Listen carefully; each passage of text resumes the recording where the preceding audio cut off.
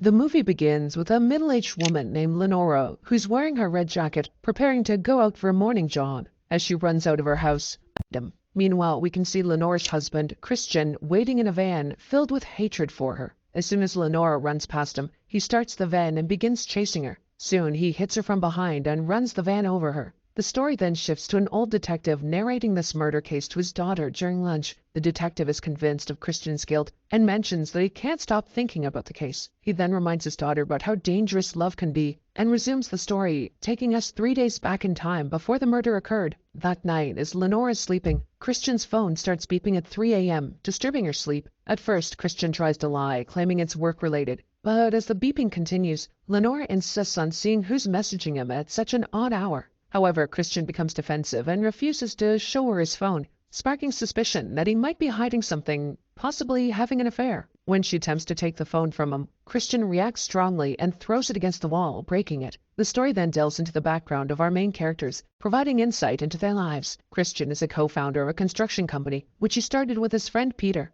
On the other hand, Lenora was once a renowned musician, but she had to give up her promising career as a violinist to take care of their sick son, Johann. The next morning, Lenora returns from her jog and extends an apology to Christian for their fight the previous night. She kisses him, and he seems to take the situation lightly, brushing it off. Lenora then offers to drive their son Johann to school, while Christian heads to work, secretly carrying the broken phone in his pocket. At the construction site, Christian meets his friend Peter, who informs him about the IRS wanting to review the company's accounts due to some suspicious deals. Peter assures Christian that everything will be okay, and they exchange playful banter. Christian then sets out to find Xenia, the architect. He meets her in a private room, and the two clearly have a deep affection for each other. It's revealed that Xenia was the one who sent the late-night message, and Christian explains that he couldn't read it as it led to a quarrel with his wife. This revelation angers Xenia, and she gives Christian an ultimatum, demanding that he chooses between her and his wife. Christian's torn between his love for Xenia and his responsibility as a father to his recovering son, Johann. He tries to handle the situation diplomatically, but it disappoints Xenia, and she walks away in frustration. Meanwhile, Lenore drives Johann to school, and he requests a stop to pick up his friend, Martha. While observing the two in the back seat, Lenore seems to suspect that they're more than just best friends. After dropping off Johann and Martha, Lenore visits a local car wash and reluctantly purchases a discount card to save money. Back at home, she tries to access Christian's phone records, but to no avail. While going through his Facebook friends list, she comes across Xenia's profile and finds several pictures of her and Christian at work, looking happy together. This raises her suspicions, and she starts feeling that something isn't right. But despite her doubts, Lenore prepares to attend an event organized by her husband's company. Later, when Christian returns home, she tries to be affectionate and romantic, but he ignores her and rushes to take a bath. Despite the tension and growing suspicion between them, Christian and Lenora attend his work event that night. During the event, Lenora's jealousy reaches new heights as she witnesses Christian showering Xenia with lavish compliments for her outstanding work at the company. Later, while everyone's celebrating, Lenora spots Xenia and Christian sneaking upstairs and decides to follow them. To her dismay, she catches them in an intimate encounter, and Xenia even smiles at her when she's discovered, while Christian remains oblivious to his wife's presence. The next morning, Christian collaborates with his neighbor Kim to build a bonfire for the upcoming Midsummer Festival. During their conversation, the topic of divorce arises as Christian contemplates ending his marriage. Drawing from his own experience, Kim advises Christian to be honest with Lenore about his feelings, believing that honesty would be better for both of them. However, before Christian can bring the subject up with his wife, Lenore confronts him and asks if he's started seeing someone else. Christian finally finds the courage to sit down with Lenore and confesses that he no longer wants to stay married. Unable to keep her own secret any longer, Lenore reveals she saw him with Xenia at the office the previous day. This revelation triggers a dramatic confrontation as Lenora expresses her frustration and anger, having sacrificed her own career for their sick son over the past 2 decades, and now facing the possibility of being left with nothing if they divorce. She further escalates the situation by threatening to report Christian to the police for committing fraud in his business, which forced her to give up her career. During their discussion, Lenora exposes Christian's fraudulent financial dealings, particularly how he manipulated the company's stock to secure money for Johann's treatment. She makes it clear that she's already sought legal advice and warns Christian that if he leaves, she could implicate him as an accomplice in the fraud. Lenora holds this information like a silver bullet, ready to use it to protect herself and their family. Later at his workplace, Christian discusses the situation with his friend Peter, but finding a way to rectify the fraudulent financial issues proves challenging. Later, when meeting with Xenia, he lies about ending things with his wife. This convinces her, and she decides to take Christian to meet her parents, taking their relationship to new heights. The next day, when Christian leaves home, Lenore decides to follow him, who's on his way to meet her old best friend, Cassandra. Cassandra warns Christian that Lenore is not someone you can just walk away from.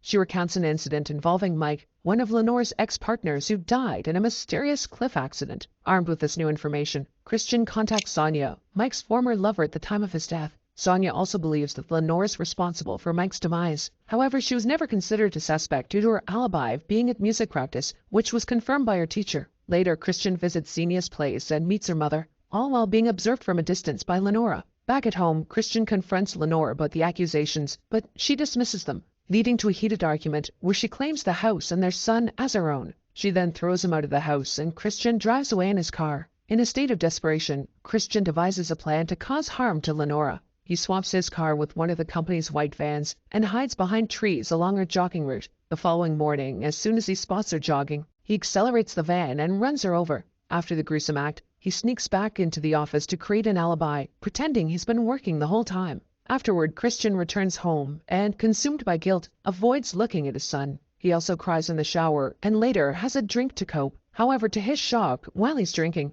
Lenora returns home unharmed and unaware of what he's done. She casually talks about taking a new jogging route, making Christian realize he must have hit the wrong person. He then lies to her, pretending he still wants to be with her. The next morning, the duo learns of a hit-and-run accident near Lenora's jogging route, where a mother of 3 was killed. During Johann's graduation party, a detective arrives and interviews Christian. Fearing the truth, Christian lies, claiming he was working at the office during the incident. Overwhelmed with guilt, Christian visits the site of the accident and reads the messages left by the victim's children on a makeshift shrine. He also sees a news report suggesting the perpetrator might have fled the country, so he changes his mind and goes home. Meanwhile, Lenore begins to suspect Christian when she discovers her car wash card was used on the day of the hit and run. She later confronts him with evidence of his cleaning one of his vans, captured in the CCTV camera of the car wash center. With this, Lenore comes to the distressing realization that she was his target in the accident. Right then, Johann arrives, noticing something's wrong, but Christian sends him away. He then tries to explain, but Lenore calls the detective to report him. However, before she can say anything, he snatches the phone away and tells her that he has some information about the Romanian number plate seen at the scene.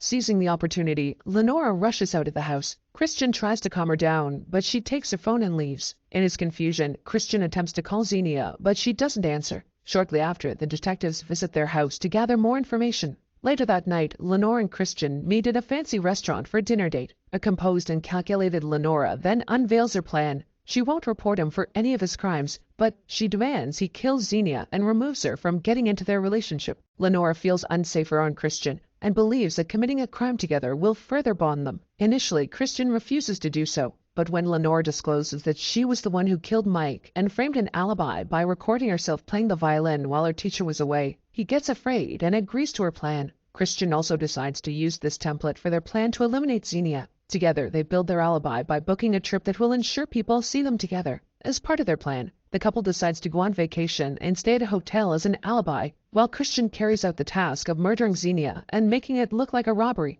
At night, he sneaks down the balcony and visits Xenia's house, but she turns him away as he's been avoiding her. Christian persists and breaks into her home, expressing his love for her. Meanwhile, Lenore's at the hotel, pretending to make a call to room service and casually mentioning that her husband is in the shower. She then uses Christian's phone to send a text to Xenia, pretending to be him, ending their relationship. When the text arrives, Christian distracts Xenia and kisses her to keep her away from her phone. At the same time, Lenore plays a voice recording of Christian's voice to make it seem like they're having a conversation while she's in the bathroom. Unaware of his wife's sinister plan, Christian ends up spending an intimate night with Xenia instead of killing her. Later, when Lenore realizes that her husband is taking more time, she decides to investigate on her own. Following this, when Xenia goes to the bathroom, Lenora follows her and fatally stabs her in the gut. Hearing her scream, Christian goes to the bathroom, only to discover a bloody Lenora standing over Xenia's lifeless body. Days later, Xenia is reported missing by her neighbors, but there's no evidence of her body or any DNA or fingerprints in her home. The police retrieve the latest text message on Xenia's phone, supposedly from Christian, and it leads them to investigate the couple's house.